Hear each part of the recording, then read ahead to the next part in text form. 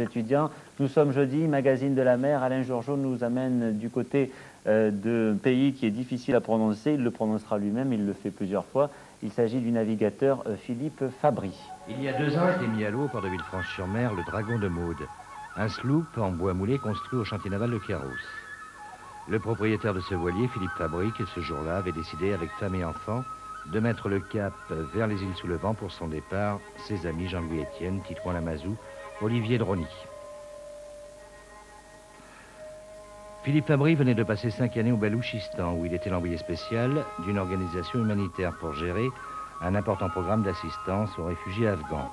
De ce séjour est né un livre, un album de photos, Balouchistan, le désert insoumis.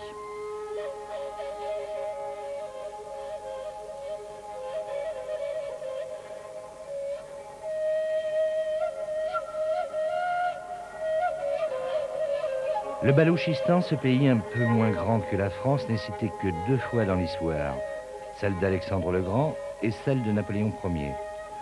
Pour l'anecdote, sachez aussi que Philippe Fabry a été nommé consul de France au Balouchistan afin de traiter la libération d'une équipe de télévision de l'A2 prise en otage.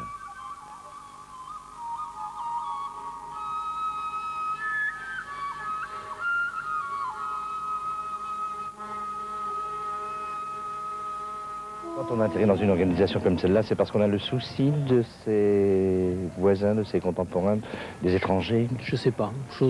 J'oserais pas dire ça. C'est un altruisme que je ne voudrais pas mettre sur le dos de tout le monde parce que je ne crois pas que ce soit vrai. C'est parce qu'on a envie de faire quelque chose, peut-être, mais c'est aussi parce qu'on a envie d'aller voir, c'est parce qu'on a envie d'être utile, entre guillemets, mais c'est aussi parce qu'on a soi-même quelque chose à y trouver. Vous allez prendre plus que donner?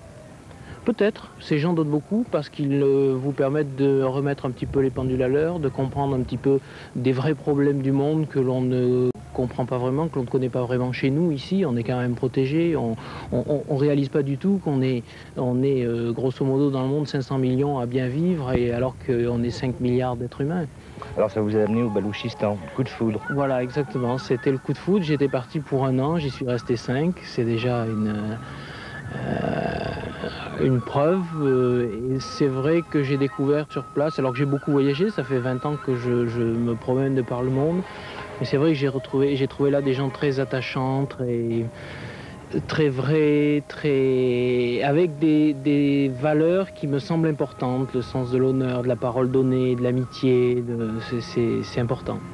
Mais ça, on le trouve ailleurs, dans d'autres pays aussi. Bien sûr, mais en plus ce pays est beau, je le trouve fermé, donc je le trouve vierge. C'est un voyage à la fois dans le temps et géographique, et c'est un pays qui m'a passionné assez vite.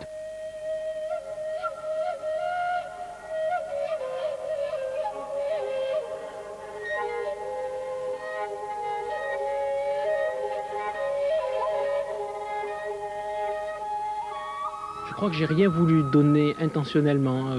J'ai pris des photos comme on doit les prendre, c'est-à-dire intuitivement, en essayant de transcrire ce que j'ai vu.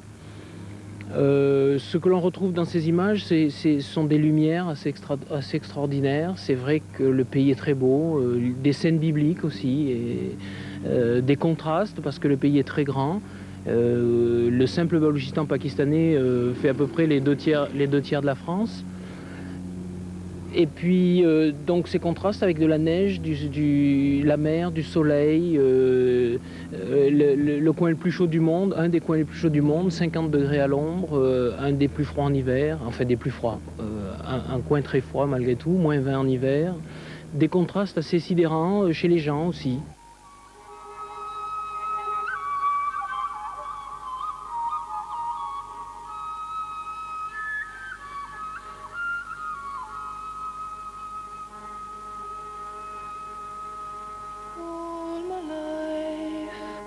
La voile, c'est peut-être la même recherche d'immensité, d'espace, parce que je fais facilement un parallèle entre un désert et une mer, ou un océan. Peut-être même la haute montagne aussi, que je connais beaucoup moins bien, mais j'ai un petit peu les mêmes sentiments et les mêmes impressions, cette espèce de face à face avec soi-même, Et puis parfois une rencontre assez riche parce que exceptionnelle, spontanée. Et là, on découvre des gens qui s'ouvrent vraiment et qui sont vraiment eux-mêmes. Jeter son sac à terre, ça signifie quelque chose pour vous? Ben, j'en suis assez mal parti, hein. Ça me semble difficile. J'ai essayé, très honnêtement. Et puis je me suis aperçu que bon, c'était peut-être ma culture, ma civilisation qui voulait absolument que je fasse ça. Et ça ne me convient pas. Donc je me suis fait à l'idée que de toute façon, je serais un vagabond, un nomade. Alors, dans un désert ou sur une mer, mais c'est un style de vie.